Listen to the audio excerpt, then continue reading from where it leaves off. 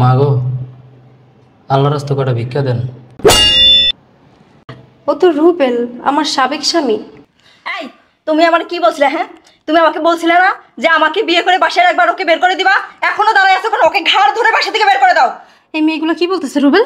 তুমি আমাকে বাসা থেকে বের করে দিবা? হ্যাঁ এই মেয়ে ঠিক বলছে, আমি তোর বাসাতে বাইকে দিম, তোর আমি বাসা রাখুন কিলকা। তুই আসলে একটা অলক্ষিত, তোর রাখলে আমি কোনোদিন বাচ্চার বাপ হইতে পারবো না, কোনোদিন সন্তানের বাপ হইতে পারবো না। বাসাতে বাইরে ঠিকই বলছো, ও একটা অলক্ষী। ওর চেহারা যদি আমি দেখি না তাহলে আমারও বাচ্চা হবে না। তাড়াতাড়ি বাসা থেকে বের করো।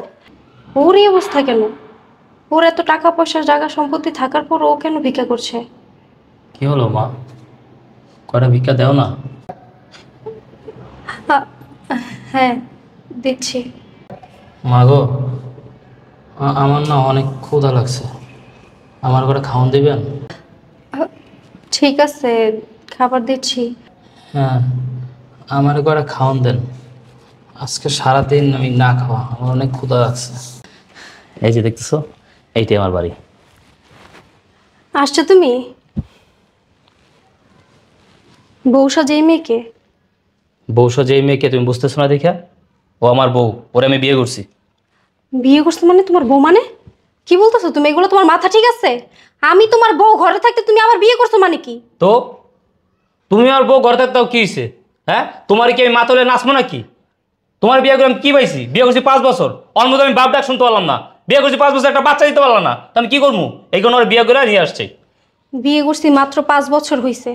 আল্লাহ চাইলে তো বাচ্চা আমাদের আগামীতে গিয়ে হইতো, তার জন্য তুমি আরেকটা বিয়ে করে ফেলবা? বিয়ে করছি মাত্র 5 বছর, 5 বছর তোমার কাছে মাত্র মনে হইলো? হ্যাঁ, কত দেখো। মানুষের তো 8 বছর 10 বছর পরও বাচ্চা কাচ্চা হয়, হয় না? আল্লাহ চাইলে সবই সম্ভব, তার জন্য তুমি আরেকটা বিয়ে করে ফেলবা, তাও আবার আমার পারমিশন ছাড়া? আমি 8 বছর 10 বছর আর অপেক্ষা করতে পারবো না, তোর আমি অনেক অপেক্ষা করছি, আর পারবো না। আমি বাপ ডাক শুনতে চাই, আমার সন্তান লাগবো, এই করে আমি বিয়ে করে আর নিয়ে আসছি। তুমি যত কথাই বললো, এই বউকে আমি মানি না। তুমি আমাকে ছাইরা আর কারোর সাথে থাকতে পারবে না। এই মেরে বের করো বাসা থেকে। এই কারে বাড়ি করবো? আর তুই মানলেই কি না মানলেই কি, ওরা আমি বিয়ে করছি, ও আমার বউ, দরকার হলে তুই আমার বাসা থেকে বের হয়ে যা। তোমার এই বিয়ে আমি মানি না, বললাম না? তোর মানা না মানায় আমার কিছু আসা যায় না। আচ্ছা চলো। কি করতেছো তুমি এগুলা? তুমি এমন করতেছো কেন রুবেল? তুমি কি আমার সাথে সংসার করতে চাও না? এই তুই বুঝোস না আমার আচার আচরণে? তুই বুঝোস না আমি তোর সাথে সংসার করতে চাই কি চাই না? হ্যাঁ, রুবেল এমন করো না। দেখো আমাদের 5 বছরের সংসার, তুমি এই মেয়ের বাসা থেকে বের করে দাও। তুমি আমার সাথে এমন করো না। অনেকে আমি বাসাতে বাইকের দলিয়ে বিয়ে করছি। হ্যাঁ, তুই 5 বছর যেহেতু আমার বাচ্চা দিতে পারস নাই, তুই জীবন আমার আর বাচ্চা দিতে পারবি না। এই তুমি আমার কি বলছিলে? হ্যাঁ, তুমি আমাকে বলছিলে না যে আমাকে বিয়ে করে বাসায় একবার ওকে বের করে দিবা? এখনো দাঁড়ায় আছো কেন? ওকে ঘাড় ধরে বাসা থেকে বের করে দাও। এই মেয়েগুলো কি বলতেছে রুবেল? তুমি আমাকে বাসা থেকে বের করে দিবা? হ্যাঁ এই মেয়ে ঠিক বলছে, আমি তোর বাসাতে বাইকে দিম, তোর আমি বাসা রাখুন কিলকা। তুই আসলে একটা অলক্ষিত, তোর রাখলে আমি কোনোদিন বাচ্চার বাপ হইতে পারবো না, কোনোদিন সন্তানের বাপ হইতে পারবো না। বাসাতে বাইরে ঠিকই বলছো, ও একটা অলক্ষী। ওর চেহারা যদি আমি দেখি না তাহলে আমারও বাচ্চা হবে না। তাড়াতাড়ি বাসা থেকে বের করো। কিরে বলিস কি লিগা? বাড়িতে গেছি না ভাইরা? রুবেল তুমি এমন করতেছো কেন আমার সাথে? তুমি প্লিজ এমন করো না আমার সাথে।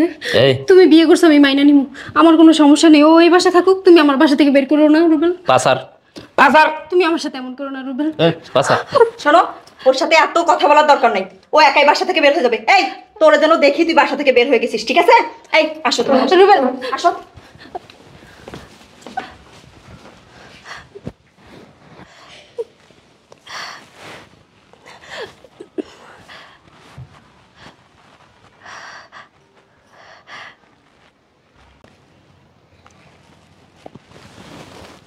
কি ব্যাপার, আজকে তো সাইজে গুজে বসে আছো?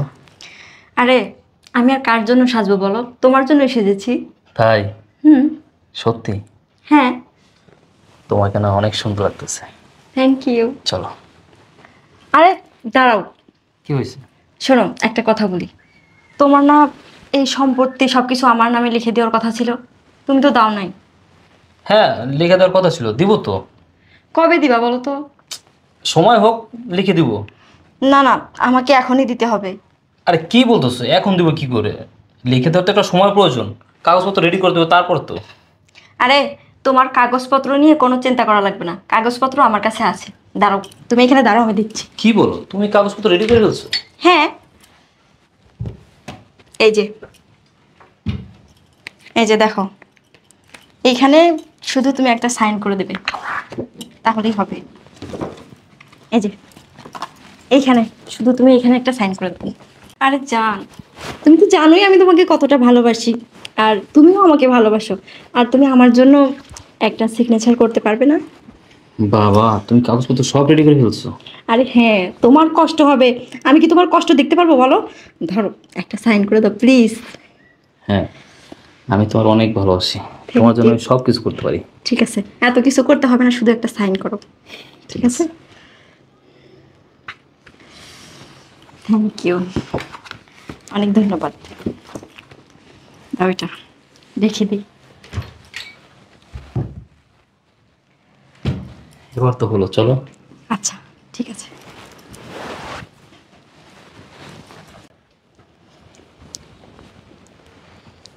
বৃষ্টি,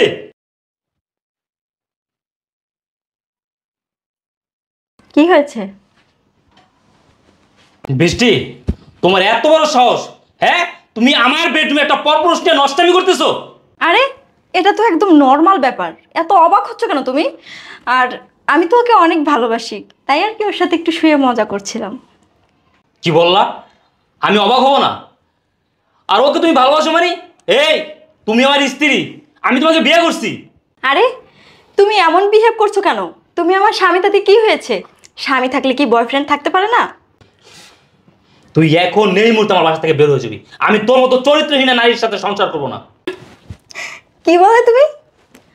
আমি বাসা থেকে বের হয়ে যাব? আরে, তুমি হয়তো ভুলে গেছো যে তোমার এই বাসা বাড়ি গাড়ি বাড়ি সব কিছু তুমি আমার নামে লিখে দিয়েছো।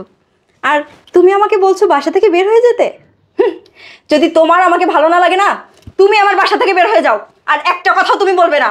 আমার বাসা, এটা আমার বাসা, আর আমি আমার বাসায় কি করব না করব সেটা একান্তই আমার ব্যক্তিগত ব্যাপার। তুমি আমার ব্যক্তিগত ব্যাপার নিয়ে একটাও কথা বলবে না, ঠিক আছে? আর যদি তোমার কোনো জায়গায় যাওয়ার না থাকে, তাহলে তুমি আমাকে বলতে পারো, ঠিক আছে? যেতে পারো তুমি এখানে, কিন্তু কাজের লোক হিসেবে, আমার হাজবেন্ড হিসেবে না। কি বললা? তোমার বাড়ি মানে? আমার সবকিছু তোমার নামে মানে? এই, তুই কি দিনে দুপুরে কিছু খাইছস? আমার সোনা তোকে কি বলছে তুই শুনোস নাই? এই বাড়িটা এখন ওর। বেশি কথা না বলে এখান থেকে বেরিয়ে যা, ফকিনীর বাচ্চা কোথাকার। সোনা, ওই স্টাম্পটা এনে ওর মুখের মধ্যে ফিক্কা মারো, তাহলে বুঝতে পারবে ওর মাথায় কোনো সমস্যা আছে। হ্যাঁ, তুমি ঠিকই বলছো জান। এখন কি তোকে দলিলটাও দেখাতে হবে? তুই আমার সাথে চিট করছস, তুই আমার সাথে বেইমানি করছস। তুই আমার ভালোবাসার কথা বলে আমার বিয়ে কইরা আমার সয় সম্পত্তি সবকিছু তোর নামে লিখে নিছস। আমি তোর কারণে আমার সহজ সরল স্ত্রীটাকে আমার বাসা থেকে বের করে দিচ্ছি। আমার স্ত্রী আমার কত ভালোবাসতো, আর তুই তুই আমার সাথে বেইমানি করলি। এই বেটা, এই বাংলা সিনেমা ডায়লগ বাদ দিয়ে এই বাড়ি থেকে বের হ, বুঝতে পারছস?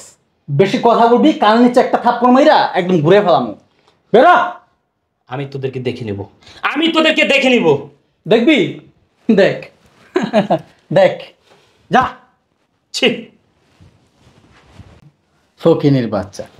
শোনা, আজকে তো আমি অনেক হ্যাপি। এই দিনটার জন্য অনেক দিন অপেক্ষা করেছি, আর এই উপলক্ষে তোমাকে অনেক কাছে নিতে চাই, অনেক যা। খুশি করে দিতে চাই। চলো। আমিও। ঠিক আছে।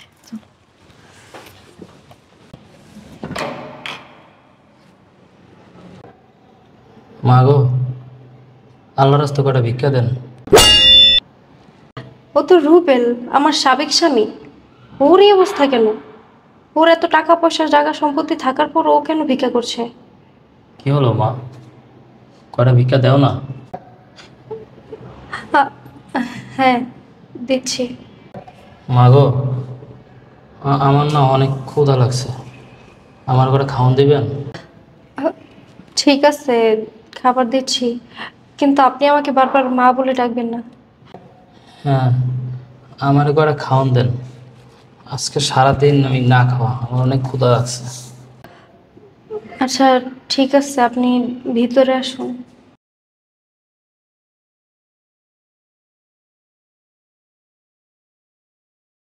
রুবেল আমার সাবেক স্বামী, ও আমাকে ছিল না কেন? বারবার মা বলে ডাকলো কেন? ওর কি তাহলে স্মৃতিশক্তি হারিয়ে গেছে? ও কি পাগল হয়ে গেছে? ঘটনা কি আমাকে জানতেই হবে।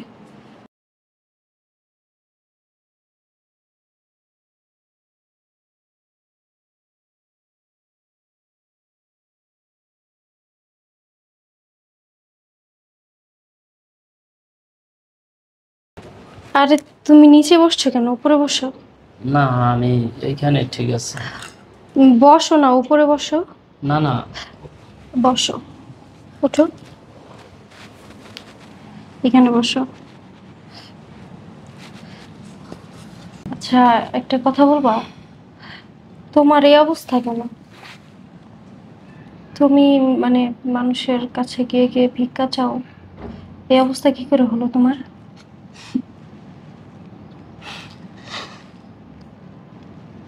কি হয়েছে রুবেল?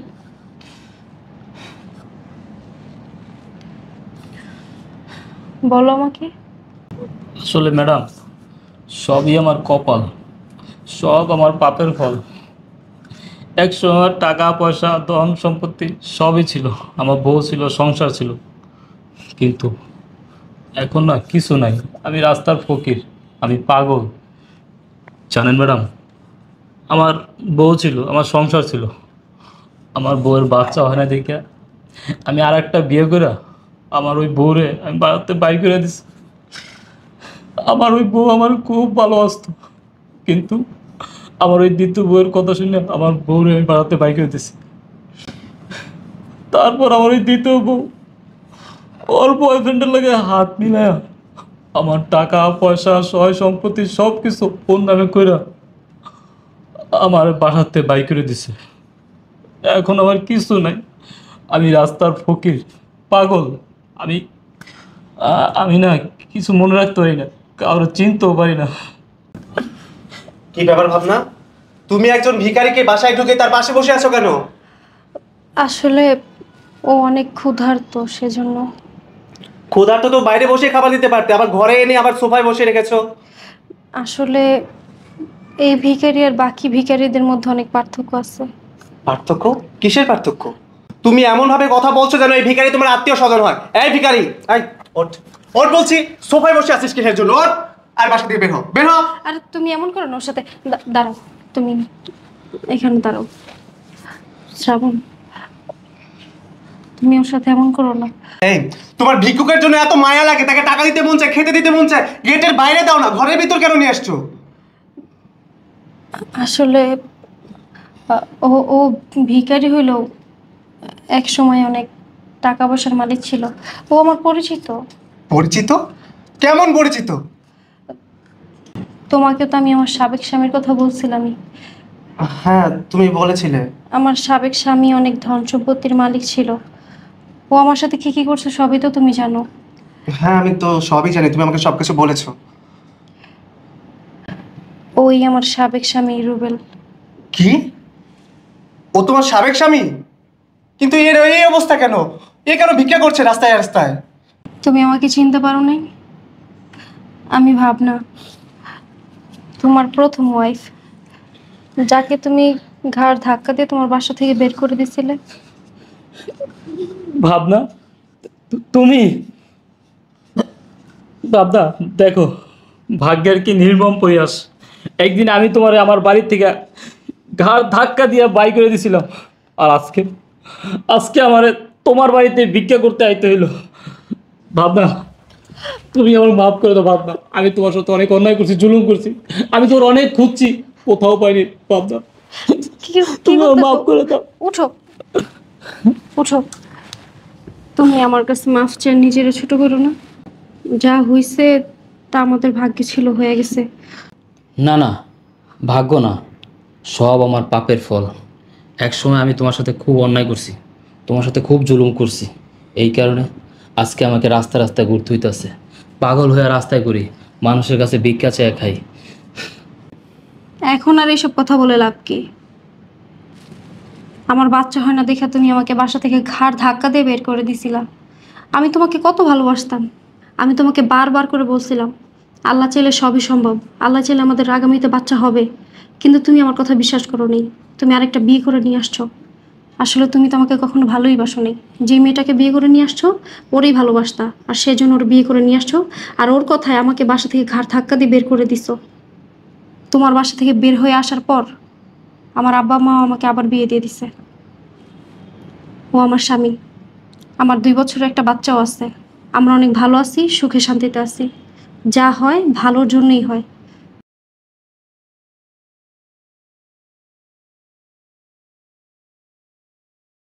দাঁড়ান, কোথায় যাচ্ছেন? আপনি না ক্ষুধার্ত, খেয়ে তারপরে যাবেন।